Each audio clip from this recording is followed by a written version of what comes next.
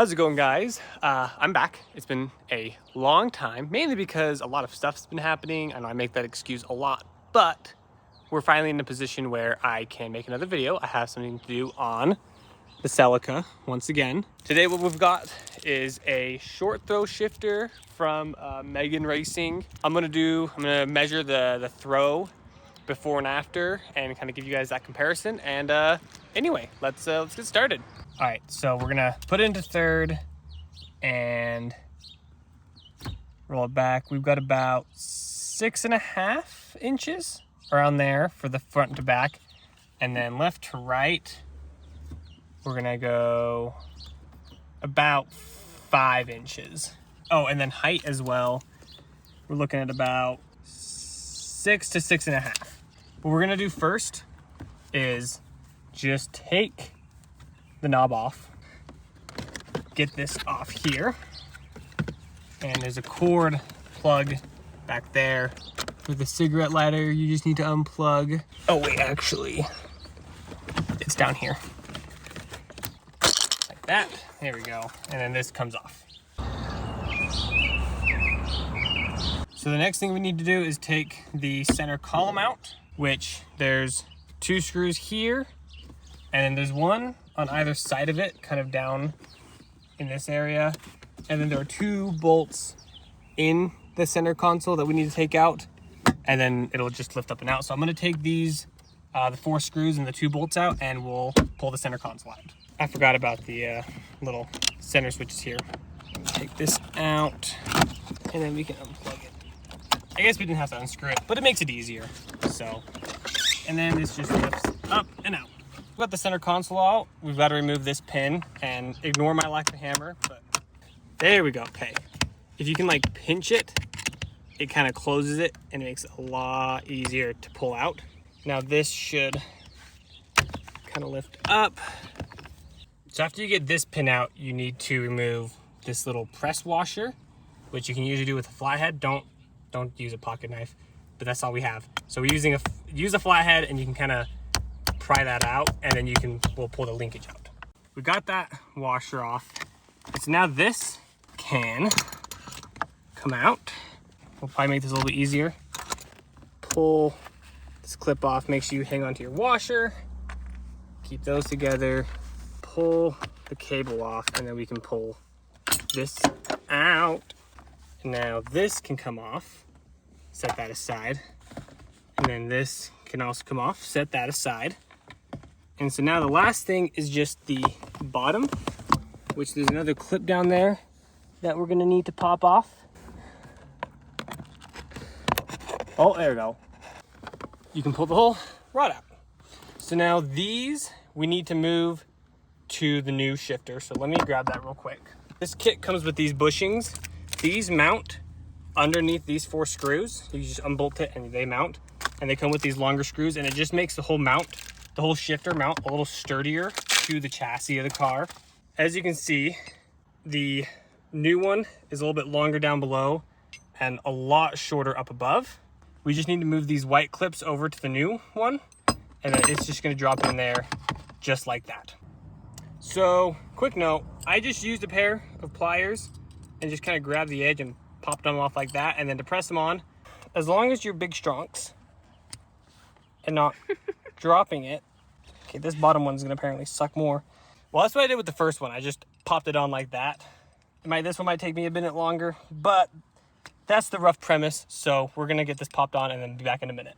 So we got that one on. We ended up using the old impromptu hammer to get it on, but regardless, it's on. So now this will drop in, and we just have to get that clip on like we had to get off. That's gonna be, oh, okay. So just another quick note about these 4 bolts. They're 12 mil, and also the spacers are because with that lower shifter, it hits the frame of the car, which is why it has the spacers. So we're gonna put those spacer bushings in real quick, and we'll be back once they're in. There's 2, and you can discard these. Again, kit comes with longer ones. All right, now that they're all out, you can lift this up, and these bushings will just kind of stick underneath them. So you need to remove this little inner bushing part first, but we'll remove those, and then these purple boys will just pop in underneath.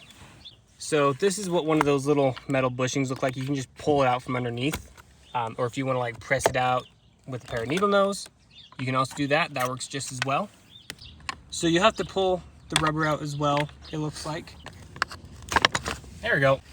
So once you get the rubber out, that will set just like that. And then that'll space it up enough. So we're gonna go do that on all four corners, and then we'll put these longer bolts in.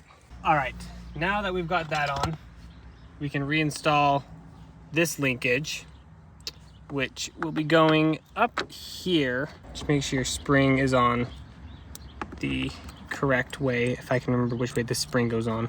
Okay, so the spring, the leg should be going outwards towards the driver's side. They are supposed to, one goes along that, and then this one's supposed to go against this kind of bushing back here. That's the rough idea, is that you've got one leg on this rubber, the other one right there. We just got to mess with it until we can get it. Okay, something I forgot to mention, make sure that the little inner ring is inside of this little top clasp when you put this through. We got it on finally with the little washer on the side.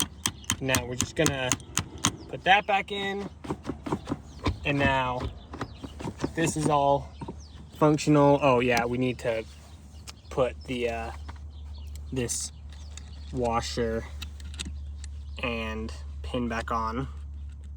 But with that, we can put the interior back together. So we're gonna do that, and then we'll come back and show you guys the final results. Okay, so that just goes on. Make sure the parking brake is going through correctly. All right, that can go up there, and then we need to plug back in our, there's that. We're gonna screw this back in, if I can find my screwdriver. One of my screwdrivers, I guess I should say. There we go. And now we can do the screws on either side. Then just two more, which are these ones up here. And now,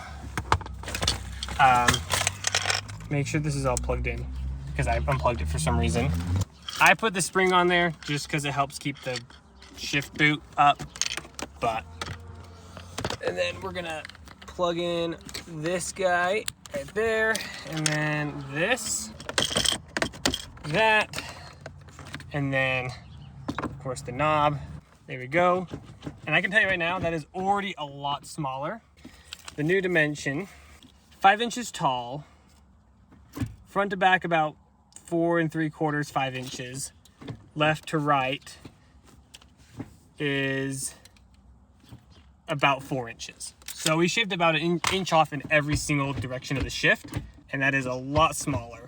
All right, so it's about a week later. Haven't had any issues with it. I absolutely love it and would 100% recommend it. That's gonna do it for this video though. If you guys enjoyed it, remember to leave a like, comment, subscribe, all that good stuff. And yeah, I do plan on making more videos. I know it's been about a year and about a half a year since I've last posted, but more stuff coming hopefully soonish. I do have a motorcycle I plan on making videos of once I have the time to. But anyway, I will see you guys next time. Peace out.